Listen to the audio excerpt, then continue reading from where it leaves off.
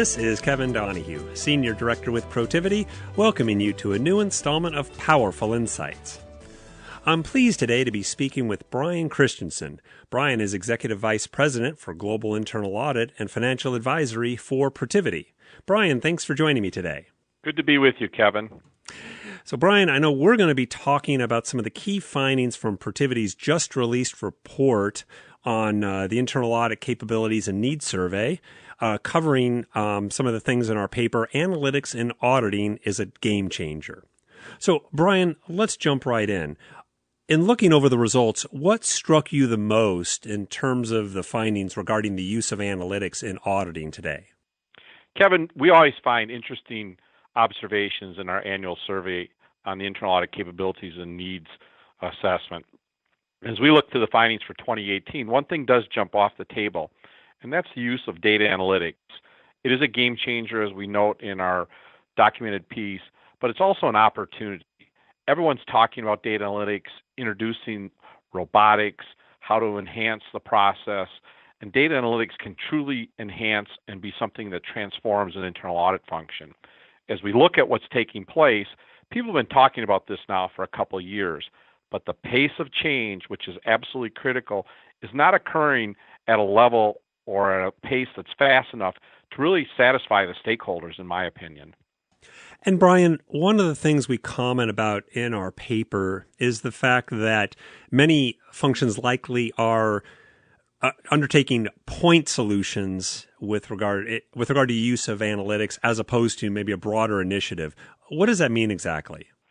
Yeah, Kevin, that's a keen insight there. What I think it really hones down to is the fact that traditional audit functions have skill sets that they've enhanced over the years by looking at really points of attack, where it may be a particular control, a particular tool.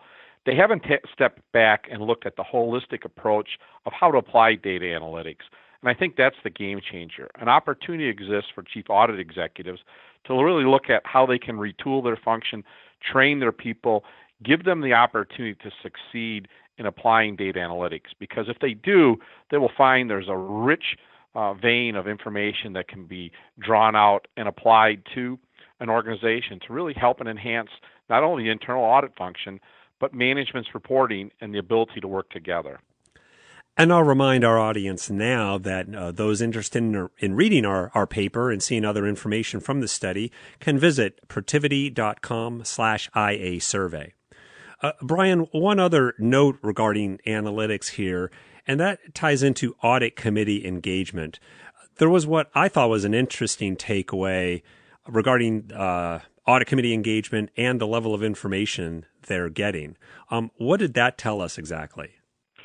Well, Kevin, what the finding there was very interesting as well, and that is that audit teams that are engaged in sharing information with the audit committees they report to have a higher level of satisfaction from those stakeholders with the internal auditor. And what I think that really means to us is the more you can provide valuable information, insightful information to that stakeholder, whether it's an audit committee chair, the audit committee in general, or even management overall, it demonstrates the value that internal audit's trying to convey in a fashion with quantifiable data and information that really can enhance the business. I think that is a tremendous opportunity that everyone should be seeking today. Great, Brian. Let me toss one more question at you in our time left today.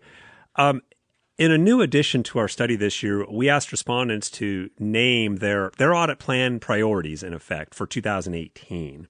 In assessing the results, we could see the top priorities are things like fraud risk management, cybersecurity risk, vendor, third-party risk, and even auditing corporate culture. What did that list say to you, and how does that sync up with what you're seeing in the market today?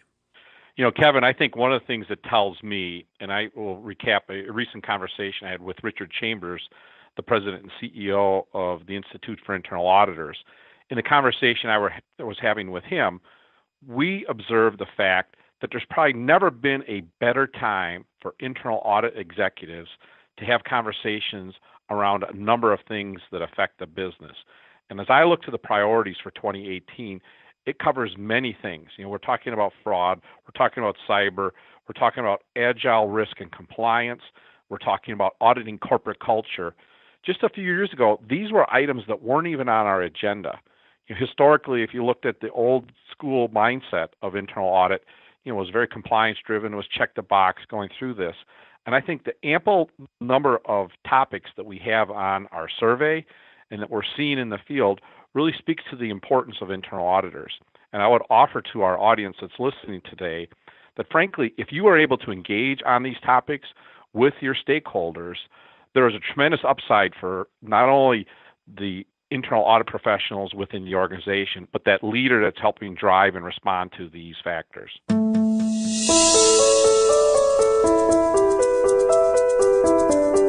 Brian, I want to thank you very much for joining me today to discuss some of the key findings from Protiviti's 2018 Internal Audit Capabilities and Needs Survey.